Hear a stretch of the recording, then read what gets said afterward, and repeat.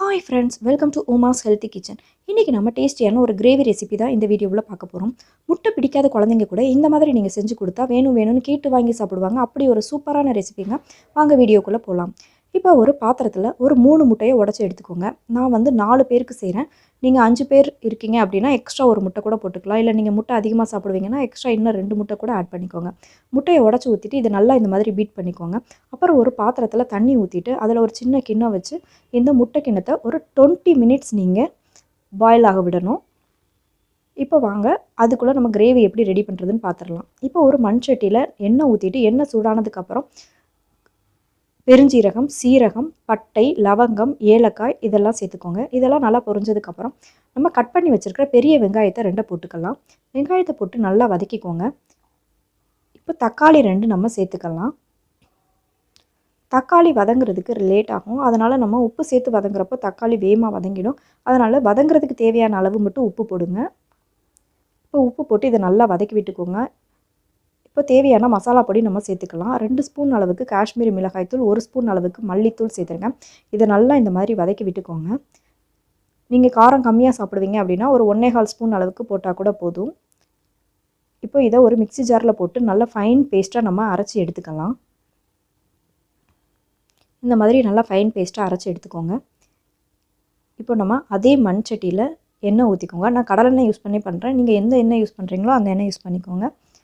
இப்போ நம்ம அரைச்சி வச்சுருந்த பேஸ்ட்டை அதில் போட்டுக்கோங்க. போட்டுட்டு அதை நல்லா வதக்கி விடுங்க. இப்போ 1 ஸ்பூன் அளவுக்கு மஞ்சள் தூள் சேர்த்துக்கோங்க. 1 ஸ்பூன் அளவுக்கு இஞ்சி பூண்டு பேஸ்ட்டு சேர்த்துட்டு இதை நல்லா மிக்ஸ் பண்ணி விடுங்க.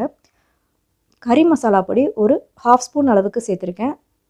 நீங்கள் கரம் மசாலா கூட சேர்த்துக்கலாம். இது ஸ்மெல்லுக்காக தான், கொஞ்சமாக சேர்த்தா போதும். இப்போ தேவையான அளவு உப்பு சேர்த்துக்கோங்க. ஏற்கனவே நம்ம உப்பு சேர்த்ததுனால ஒரு 1/4 ஸ்பூன் அளவுக்கு உப்பு சேர்த்தா போதும். இப்போ நம்ம மிக்ஸி ஜாரில் அந்த தண்ணியை மிக்ஸ் பண்ணி ஊற்றிக்கலாம். 1 ஸ்பூன் அளவுக்கு கர்டு சேர்த்துக்கோங்க. இப்போ இதெல்லாம் நல்லா மிக்ஸ் பண்ணிவிட்டு ஒரு 10 மினிட்ஸ் நல்லா கொதிக்க விடுங்க.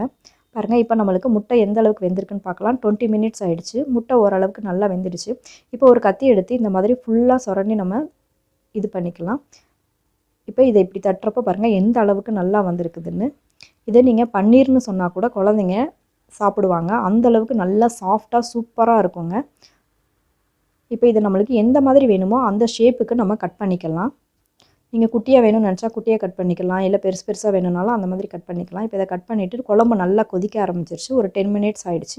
இப்போ நம்ம கட் பண்ணி வச்சுருக்கிற பீஸை அதில் போட்டுக்கலாம். ஒரு 5 மினிட்ஸ்க்கு அப்புறம் பாருங்கள் எந்த அளவுக்கு நல்லா மசாலாலாம் இறங்கி சூப்பராக இருக்குது.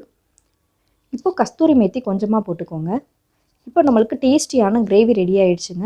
இதை எக் கிரேவின்னு சொன்னால் யாரும் நம்ப மாட்டாங்க. அந்த அளவுக்கு சாஃப்டாக சூப்பராக இருக்கும்.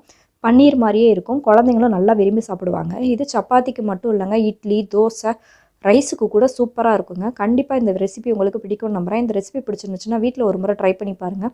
வீடியோ பிடிச்சிருந்துச்சுன்னா லைக் பண்ணுங்கள், ஷேர் பண்ணுங்கள். Thank you friends.